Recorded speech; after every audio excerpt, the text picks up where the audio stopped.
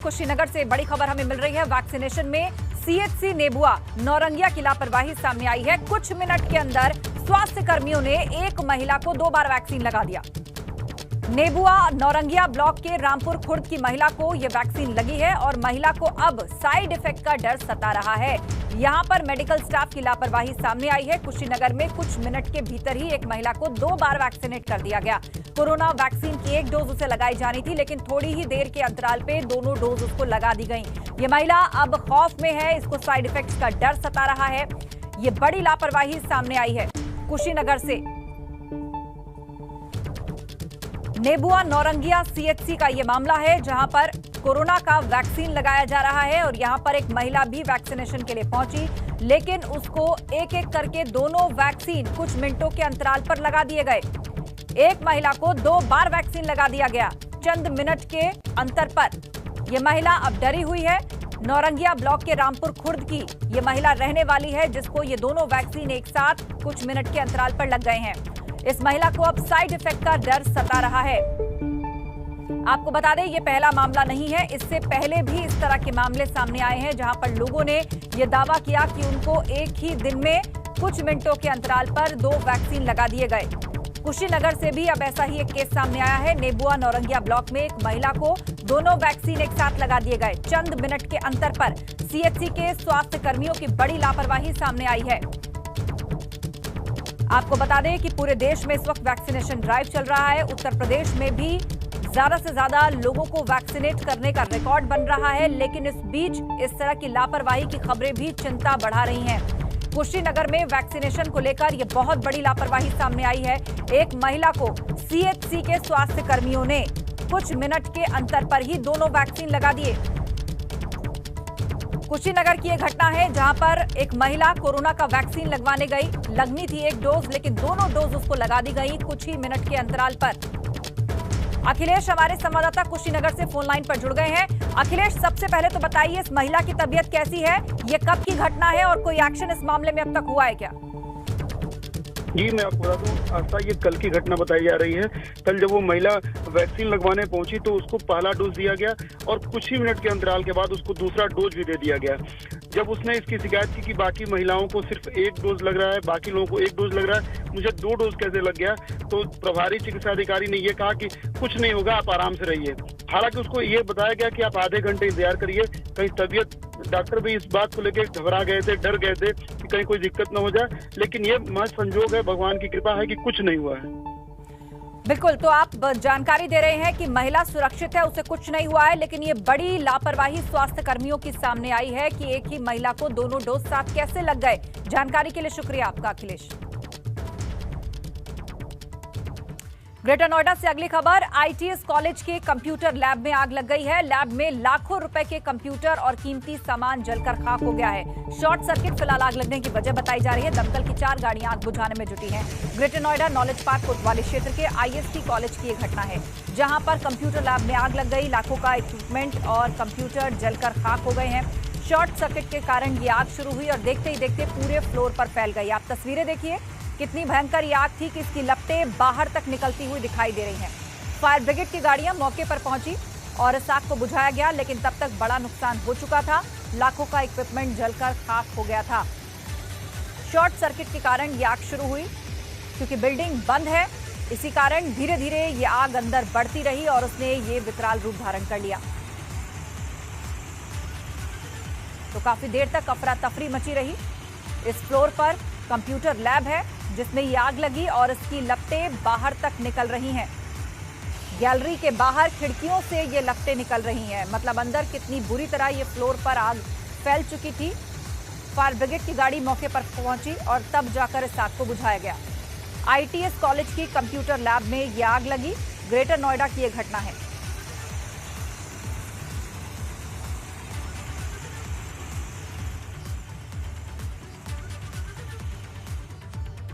अगली खबर गोंडा से है, जहां भार्गव कॉलोनी में देर रात चोरी की घटना को अंजाम दिया गया। यहां देर रात चोरों ने 2 मोटरसाइकिल पर हाथ साफ किया। घर के अंदर घुसकर 2 बाइक्स को चोरी करने की ये पूरी घटना सीसीटीवी में कैद हो गई। पुलिस मामले की जांच में जुटी है, लेकिन वीकेंड कर्फ्यू के बावजूद चोरों की ये करतूत पुलिस की गश्त पर भी सवाल खड़े कर रही है। तो गोंडा में चोरों का आतंक है। चोरी की ये पूरी घटना सीसीटीवी कैमरे में रिकॉर्ड हो गई है। किस तरह ये शख्स एक बाइक चोरी करके उसे अपने साथ ले जा रहा है। बड़े आराम से ये बाइक पर हाथ साफ करके वहां से निकलता हुआ दिख रहा है। ये देखिए किस तरह घात लगाकर ही आया। इसने आसपास पूरी टोहली की कहीं कोई देख तो नहीं रहा है, और जैसे ही इसको मौका और सही समय मिला, इसने फौरन बाइक को वहां से उठाया और अपने साथ लेकर चलता बना। आसपास सड़क पर लोग भी चल रहे हैं, लेकिन किसी को क्या खबर कि ये चोर है जो बाइक चुरा करके जा रहा है। गोंडा में चोरों का आतंक है। आए दिन इस तरह की घटनाएं होती रहती हैं। खास तौर पर बाइक्स और दुपहिया वाहनों पर इन चोरों की नजर होती है, और मौका पाते ही, सही समय देखते ही ये उन्हें उड़ा ले जाते हैं। चोरों की इस करतूत से हर कोई हैरान है, और आसपास के लोगों में ये चिंता भी बढ़ गई है कि यदि इसी तरह ये चोर सक्रिय रहे तो कल उनका भी नंबर आ सकता है।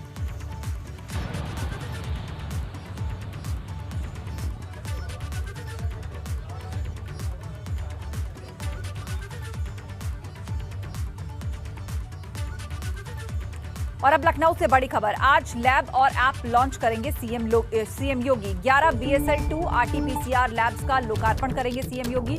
CHC PHC ऐप को भी आज लॉन्च करेंगे सीएम। सुबह 11:30 बजे अपने आवास से वर्चुअली जुड़ेंगे और कई जिलों में तैयार की गई इन लैब्स का लोकार्पण करेंगे। अमेठी, औरैया, बुलंदशहर, बिजनौर, मऊ, महोबा समेत कासगंज, देवरिया, कुशीनगर, सोनभद्र और सिद्धार्थनगर में नई लैब्स बनकर तैयार हुई हैं। सीएम योगी CHC और PHC ऐप भी आज लॉन्च करेंगे।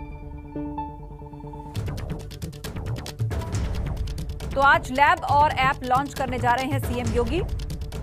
11 BSL-2 RT-PCR लैब्स जो हैं उनका लोकार्पण आज सीएम योगी करने जा रहे हैं। इसके अलावा CHC PHC ऐप भी लॉन्च होगी। कई जिलों में लैब को तैयार कर लिया गया है, उसका लोकार्पण करेंगे। वर्चुअली जुड़ेंगे सीएम योगी।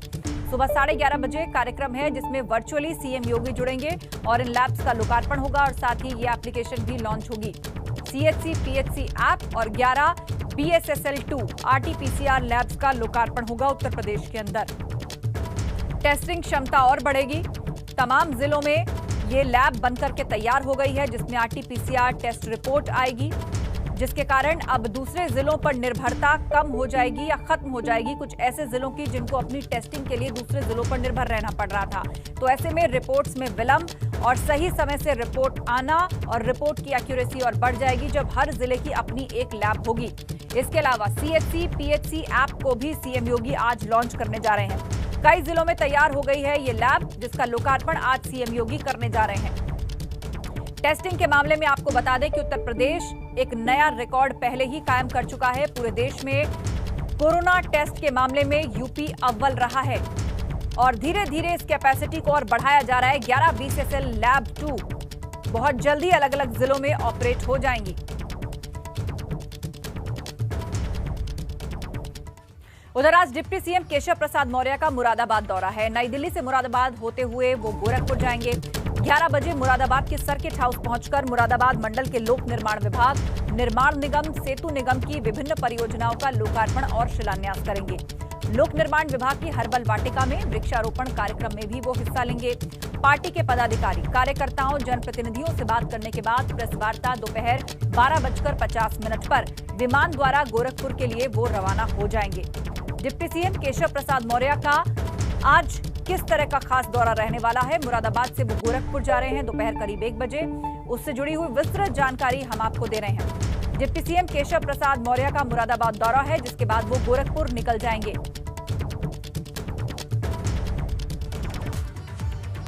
लखनऊ कानपुर एक्सप्रेसवे का निर्माण अक्टूबर से शुरू हो जाएगा। 6 लेन के एक्सप्रेसवे के लिए 410 हेक्टेयर जमीन का अधिग्रहण होगा। निर्माण कार्य के लिए इसी महीने टेंडर भी निकाला जा सकता है। NHAI ने निर्माण शुरू करने की तैयारी पूरी कर ली गई है। अमौसी से बनी तक 13 किलोमीटर की एलिवेटेड सड़क बनाई जाएगी। कानपुर से लखनऊ की दूरी घट जाएगी, क्योंकि यहां एलिवेटेड सड़क बनाने की जो परियोजना है बहुत जल्दी ग्राउंड पर पहुंचने जा रही है। NHAI ने निर्माण शुरू करने की तैयारी पूरी कर ली है और कहा जा रहा है कि बहुत ही जल्दी इसके लिए टेंडर निकाल दिया जाएगा। अमौसी से बनी तक 13 किलोमीटर की एलिवेटेड सड़क बनाई जाएगी। लखनऊ और कानपुर की दूरी और कम हो जाएगी। 6 लेन का 63 किलोमीटर लंबा एक्सप्रेसवे बनने जा रहा है। लखनऊ कानपुर के बीच अक्टूबर से इसके लिए निर्माण कार्य शुरू हो जाएगा और इस एक्सप्रेसवे के लिए 410 हेक्टेयर जमीन के अधिग्रहण की बात सामने आ रही है। निर्माण कार्य के लिए इसी महीने टेंडर भी निकाला जा सकता है।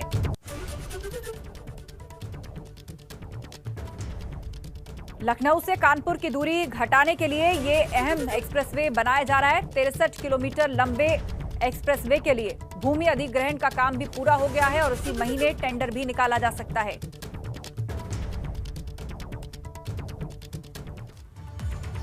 सीएम योगी आज जारी करेंगे जनसंख्या नीति 2021-30। विश्व जनसंख्या दिवस के मौके पर वो जनसंख्या नीति आज जारी करेंगे। आज सुबह 11:30 बजे अपने आवास पर इसका विमोचन करेंगे और इस दौरान जनसंख्या स्थिरता पखवाड़े का उद्घाटन भी किया जाएगा। तो आज विश्व जनसंख्या दिवस है। इस मौके पर जनसंख्या नीति 2021 और 23 को जारी करने जा रहे हैं सीएम योगी। आज सुबह 11:30 बजे अपने आवास से ही इसका वो विमोचन करेंगे और सिर्फ इतना ही नहीं, जनसंख्या नियंत्रण पखवाड़े का भी आज वो उद्घाटन करेंगे। लेकिन सबसे अहम बात जो कि जनसंख्या नीति 2021 और 30 से जुड़ी हुई वो ये है कि इसको इस दृष्टि से लाया जा रहा है और लागू किया जा रहा है कि न सिर्फ जनसंख्या नियंत्रण में रहे बल्कि सभी को आर्थिक विकास, लाभ, विकास से वंचित न रहना पड़े, समान अवसर मिल पाए। इसीलिए तेजी से बढ़ती हुई, बेतरतीब तरीके से बढ़ती हुई जनसंख्या को नियंत्रित करना जरूरी है। पूरे देश में इसके लिए मांग चल रही है कि जनसंख्या नियंत्रण कानून भी देश में आना चाहिए। लेकिन उत्तर प्रदेश में जनसंख्या नीति 2021 और 30 को आज जारी किया जा रहा है और उसके भीतर कई ऐसे प्रावधान किए गए हैं। 2 से ज्यादा बच्चे वाले परिवारों को कई सुविधाएं नहीं मिलेंगी। जन्म दर को 2030 तक 2% से नीचे लाने का लक्ष्य रखा गया है। इस ड्राफ्ट में जनसंख्या नियंत्रण के कानूनी उपाय के रास्ते तलाशे गए हैं। सरकारी नौकरियों में आवेदन और प्रमोशन के भी मौके से जोड़े गए हैं। 77 सरकारी योजनाओं और अनुदानों से वंचित करने का प्रावधान है। राशन कार्ड में 4 से अधिक सदस्य शामिल नहीं होंगे। स्थानीय निकाय, पंचायत चुनाव भी ऐसे कैंडिडेट्स नहीं लड़ पाएंगे जिनके 2 से ज्यादा बच्चे होंगे। सरकारी नौकरी वाले नसबंदी करवाते हैं तो उनको प्रमोशन और इंक्रीमेंट में अलग से फायदा होगा। नसबंदी कराने पर बच्चे की शिक्षा, बीमा, शिक्षण संस्था में लाभ मिलेगा और बच्चे को सरकारी नौकरी में प्राथमिकता भी मिलेगी। गरीबी रेखा से नीचे वाले नसबंदी कराते हैं तो बेटे के लिए 80,000 रुपए और बेटी के लिए 1 लाख रुपए दिए जाएंगे। सरकारी अधिकारियों, कर्मचारियों को एक शपथ पत्र भी देना होगा। 1 साल के अंदर शपथ पत्र देना आवश्यक किया जाएगा। स्थानीय निकाय जनप्रतिनिधियों को भी शपथ पत्र देना होगा और यदि वो इसकी अवहेलना करते हैं तो भविष्य में उनकी एलिजिबिलिटी खत्म की जाएगी। शपथ पत्र नहीं देने पर बर्खास्त करने की सिफारिश होगी। देश का सर्वाधिक जनसंख्या वाला प्रदेश है यूपी। बढ़ती जनसंख्या की वजह से बेरोजगारी बढ़ती है, सबको समान अवसर नहीं मिल पाते, आबादी की वजह से विकास में रुकावट आती है। पिछले 10 सालों में तेजी से यूपी में जनसंख्या बढ़ी है। जनसंख्या की वजह से साक्षरता दर भी घटी है। देश का सर्वाधिक जनसंख्या वाला प्रदेश है यूपी और किस तरह की चुनौतियां इस कारण इस वजह से हैं वो भी हम आपको बता रहे हैं। इसके कारण बेरोजगारी बढ़ती है, विकास में रुकावट आती है। पिछले 10 सालों में बहुत तेजी से यूपी की जनसंख्या बढ़ी है। अब उसी को नियंत्रित करने के उपाय किए जा रहे हैं। 2021 के अनुसार यूपी की जनगणना का डेटा हम आपको दिखा रहे हैं और ये आप अलग अलग वर्गों के हिसाब से समझ लीजिए कि किसकी आबादी कितनी है। ये 2011 का डेटा है। 15 करोड़ 93 लाख हिंदू आबादी उत्तर प्रदेश के अंदर है। मुस्लिम आबादी 3 करोड़ 84 लाख है। सिख समुदाय की आबादी 6 करोड़ 43 लाख है। माफ कीजिए, 6,43,000 है।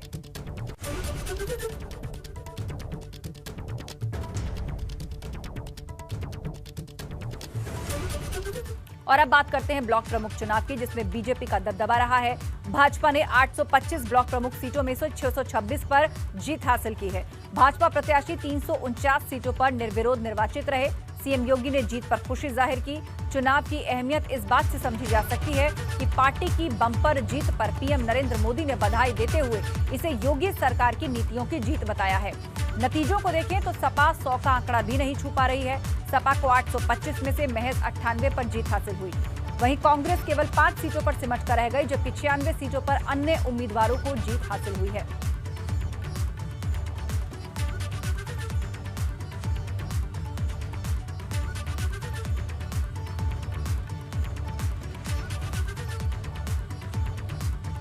क्षेत्र पंचायत के 825 क्षेत्र पंचायतों के लिए जो चुनाव संपन्न हुए हैं, जिनमें 75,852 सदस्यों ने भागीदार बनकर के चुनाव संपन्न किया। और आज जिनमें से भारतीय जनता पार्टी ने 825 में से 735 पर भारतीय जनता पार्टी ने अपने प्रत्याशी खड़े किए थे, 14 अपने सहयोगी दलों को दिए थे, सहयोगी दल अपना दल एस को दिया था, और 76 सीटें ऐसी थी जहां पर 2 प्रत्याशी भारतीय जनता पार्टी के ही थे। नाम अभी तक सामने आए हैं और जो रुझान है उनमें भारतीय जनता पार्टी 635 सीटों पर अपने सहयोगी दलों के साथ और अपने उन सभी समर्थकों को लेकर के 635 से अधिक सीटों पर भारतीय जनता पार्टी क्षेत्र पंचायत प्रमुख के चुनाव में विजयी बन रही है। उधर ब्लॉक प्रमुख के चुनाव के दौरान कई जगह पथराव हुआ, बवाल और उपद्रव हुआ। इस दौरान पुलिस के सामने ही खुलेआम गुंडागर्दी भी होती रही। इसमें जीत के जुनून में कार्यकर्ता इस कदर डूब गए कि लोकतंत्र में जीत के लिए कानून को हराने तक पे आमादा दिखाई दिए। जगह जगह हुआ हंगामा,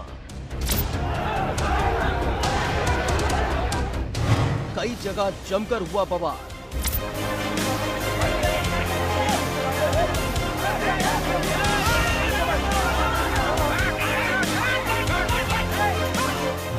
कहीं चली गोली, कहीं तोड़ी गाड़ी।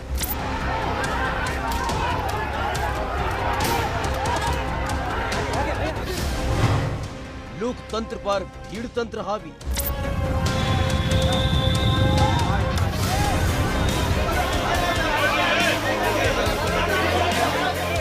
ब्लॉक प्रमुख के चुनाव में वोटिंग के दौरान पूरे दिन गहमा-गहमी रही, जहां जमकर उत्पात मचाया गया, हंगामा किया गया, गाड़ियों पर हमला हुआ तो कहीं जमकर तमाशा हुआ, और ये सब पुलिस की मौजूदगी में होता रहा।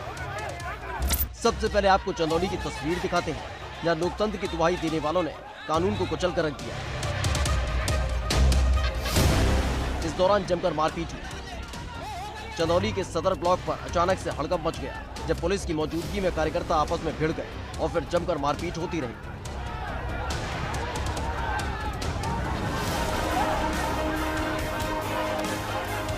दरअसल ब्लॉक प्रमुख के चुनाव की वोटिंग के दौरान कार्यकर्ता जमा थे, तभी चुनाव में बढ़त बनाने को लेकर एक दूसरे से भिड़ गए। इस दौरान भीड़ ने एक युवक को घेर लिया और जमकर लात घूंसे बरसाए। इस दौरान वहां मौजूद पुलिस लगातार उस युवक को बचाने की कोशिश करती रही, लेकिन दबंगई की हदें पार कर दी गई। पुलिस की मौजूदगी में ही युवक को बेरहमी से पीटा जाता रहा। बड़ी मुश्किल से पुलिस ने बीच बचाव कराया, लेकिन उपद्रवियों की फौज ने गाड़ियों पर अपना गुस्सा निकाला, जिसके बाद अतिरिक्त फोर्स को बुलाया गया और फिर भीड़ को खदेड़ कर रख दिया।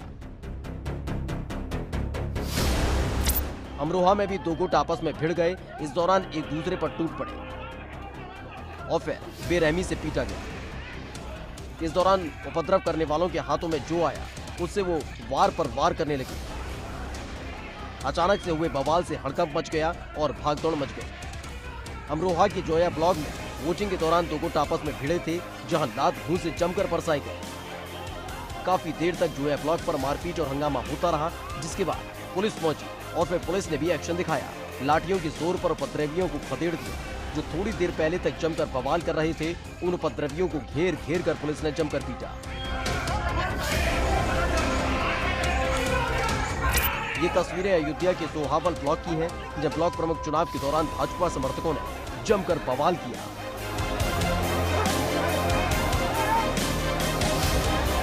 संयुक्त मोर्चा के बीडीसी प्रत्याशी पर भाजपा कार्यकर्ता टूट पड़े। इस दौरान जमकर मारपीट की गई। मौके पर पहुंची पुलिस युवक को बचाती नजर आई, लेकिन फिर भी उपद्रवियों के हौसले इतने बुलंद थे कि पुलिस के सामने ही बीडीसी प्रत्याशी पर हमला करते रहे।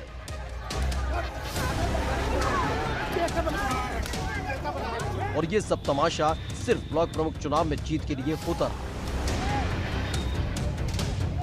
दूर से।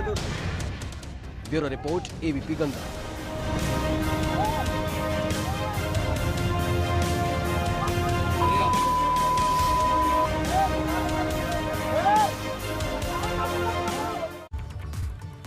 उधर प्रियंका गांधी ने ब्लॉक प्रमुख चुनाव के नतीजों को लेकर सरकार पर हमला बोला। उन्होंने ट्वीट करके लिखा कि जनता ने वोट देकर बीडीसी चुने। योगी जी के जंगल राज ने गोली, बम, पत्थर, लाठी चलाकर उन्हें धमकाया, उनका अपहरण किया, महिला सदस्यों के साथ बदतमीजी की। वोट की ताकत वाले जनतंत्र पर योगी जी का जंगल राज हावी हो गया है। उन्हें ध्यान रखना चाहिए। ये देश, इसका लोकतंत्र, इसकी जनता उनसे बड़ी है।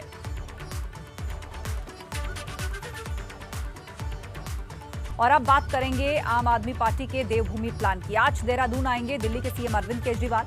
सुबह करीब 10:40 पर जॉली ग्रांट एयरपोर्ट पहुंचेंगे। दोपहर 12:30 बजे प्रेस कॉन्फ्रेंस करेंगे अरविंद केजरीवाल। पार्टी कार्यकर्ताओं से भी इस दौरान उनका मुलाकात का कार्यक्रम है। देहरादून आने से पहले दिल्ली के सीएम अरविंद केजरीवाल ने एक ट्वीट भी किया है, जिसमें उन्होंने लिखा है कि उत्तराखंड खुद बिजली बनाता है, दूसरे राज्यों को बेचता भी है, फिर उत्तराखंड के लोगों को इतनी महंगी बिजली क्यों? दिल्ली अपनी बिजली नहीं बनाता, दूसरे राज्यों से खरीदता है, फिर भी दिल्ली में बिजली फ्री। क्या उत्तराखंड वासियों को फ्री बिजली नहीं मिलनी चाहिए? ये ट्वीट किया है उत्तराखंड में चुनाव लड़ने जा रही आम आदमी पार्टी के संयोजक अरविंद केजरीवाल ने, जो कि आज उत्तराखंड आ रहे हैं। सुबह तकरीबन 11:15 बजे वो जॉली ग्रांट एयरपोर्ट पहुंचेंगे। देहरादून के दौरे पर सीएम अरविंद केजरीवाल है। 12:30 बजे एक प्रेस कॉन्फ्रेंस भी वो करने जा रहे हैं। पार्टी कार्यकर्ताओं से भी उनकी मुलाकात का कार्यक्रम है।